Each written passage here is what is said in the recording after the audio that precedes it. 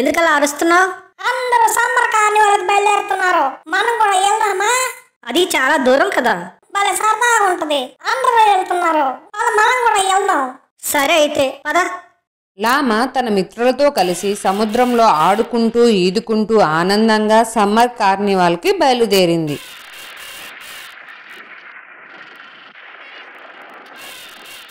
మార్గమధ్యలో ఈదురుగాలులతో కూడిన తుఫాను వచ్చింది. ఈదురుగాలుల తీవ్రానికి పెంగ్విన్లన్నీ సముద్రంలో ఒక్కొక్క వైపు కొట్టుకుపోయాయి. లామా తన గుంపు నుంచి దూరంగా కొట్టుకుపోయింది. ఏంటి అంతా కొత్తగా ఉంది? నేనెప్పుడు ఈ ప్రాంతాన్ని చూడలేదు. చూస్తుంటే నేను నా మిత్రుల నుండి దారి తప్పిపోయినట్టున్నాను. ఇప్పుడు మా ఇంటికి ఎలా వెళ్ళాలి? తుఫాను దాటికి తన గుంపు నుండి వేరైన లామా ఒక మంచు దీవికి చేరుకుంది. తన ఇంటికి ఎలా వెళ్లాలో దారి తెలియక తన ఇంటికి దారి చూపగలవారు దొరుకుతారేమోనని వెతకసాగింది. ఎవరితను? నన్ను చూసి ఎందుకలా నవ్వుతుంది? హలో, నా పేరు మెల్లి. లోపల దాక్కున్నాడుగా తను నా ఫ్రెండ్ వల్లు. ఇంతకీ ఎవరు నువ్వు?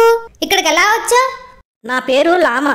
నేను శ్వేత పర్వతాల్లో ఉంటాను. నా స్నేహితులతో కలిసి సమ్మర్ కార్నివాల్కి వెళ్తుంటే పెద్ద తుఫాను వల్ల నేను ఈదుకుంటూ ఇక్కడికి వచ్చా. అయ్యో, దెబ్బలేమన్నా తగిలాయా? లేదు, కానీ మా ఇంటికి తిరిగి ఎలా వెళ్లాలో దారి తెలియట్లేదు. శ్వేత పర్వతాల గురించి నేను విన్నా, అవి చాలా దూరమట. కానీ వాటికి దారి నాకు తెలీదు. మా స్నేహితుడు తుంగాకి తెలిసుండొచ్చు. తను ఊరు వెళ్ళాడు, 2 రోజుల్లో వస్తాడు. అప్పటి వరకు నువ్వు మాతో ఉండొచ్చు. రాత్రి నిద్ర పట్టిందా లామా? బానే నిద్ర పట్టింది వాళ్ళు. ఇంతకీ ఈ ప్రాంతాన్ని ఏమంటారు? ఇది వెండికొండ. దీనికి వేల సంవత్సరాల నాటి చరిత్ర ఉంది. ఈ మంచును చూస్తుంటే నా స్నేహితులు గుర్తొస్తున్నారు. మేము రోజు మంచులో ఆడుకునే వాళ్ళం. అవునా? మరింకే పద, మనం ఆడుకుందాం. హే లామా, నన్ను చూడు. హే లామా, నన్ను పట్టుకో. హే, ఏమైంది లామా, డల్గా ఉన్నావు? నాకు మా ఇల్లు గుర్తొస్తుంది. ఇంటికి వెళ్ళాలని ఉంది. బాధపడకు లామా, తుంగ రేపు వస్తాడు. రేపు నువ్వు తను కలిస్తే ఏదో ఒక దారి దొరుకుతుంది. రాలామా, నీ గురించి మెల్లి చెప్పింది. ఇక్కడికి శ్వేతపర్వతాలు చాలా దూరం. సాధారణంగా ఎవరు అంత దూరం ప్రయాణం చేయలేరు. తుంగా, నువ్వే ఎలా అయినా నాకు సహాయం చేయాలి. ఎలాగోలా నేను నా ఇంటికి చేరుకోవాలి. నా వాళ్ళు నా కోసం వెతుకుతూ ఉంటారు. ఆ పశ్చిమ దిక్కున పాల మీగడ రంగులో ఒక ఎత్తైన పర్వతం కనిపిస్తుంది చూడు, అదే చుక్క పర్వతం. ఇక్కడ ఉన్న వాటిలో అదే అత్యంత ప్రమాదకరమైనది. ఆ పర్వతాన్ని దాటి తూర్పు దిక్కులో 20 మైళ్ళు వెళితే శ్వేత పర్వతాలే కనిపిస్తాయి. ఒక్కటి గుర్తుంచుకోలామా, చుక్క పర్వతాలను దాటం అత్యంత ప్రమాదకరం, కానీ అసాధ్యం కాదు.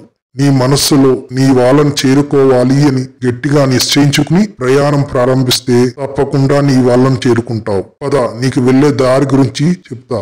ఎంత కష్టమైనా పర్వాలేదు తుంగా, నేను నా వాళ్ళని చేరుకోవాలి.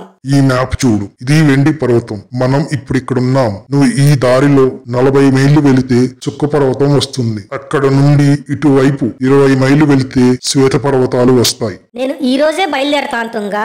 ఆగులామా, ఈ రోజు కాదు. నీ ప్రయాణానికి ఏర్పాట్లు నేను చేయిస్తా. రేపు ఉదయం బయలుదేరవచ్చు. వాళ్ళు, నాకు చాలా సంతోషంగా ఉంది. రేపు మా ఊరికి ప్రయాణం అవుతున్నా. నాకు హెల్ప్ చేసినందుకు చాలా థ్యాంక్స్. నిన్ను మెల్లిని మిస్ అవుతాను. మేము కూడా నిన్ను చాలా మిస్ అవుతాం లామా.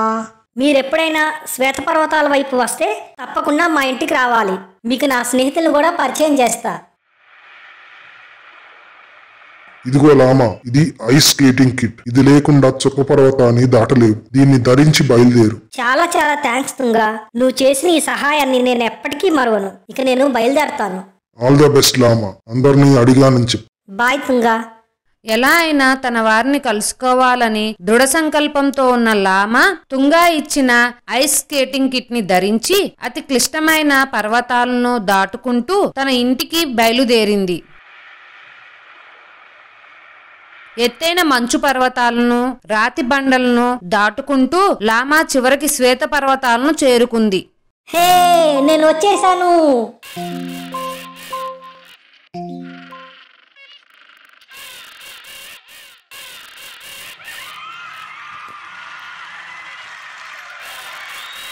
ఇలాంటి మరిన్ని వీడియోస్ కోసం లైక్ చేయండి, సబ్స్క్రైబ్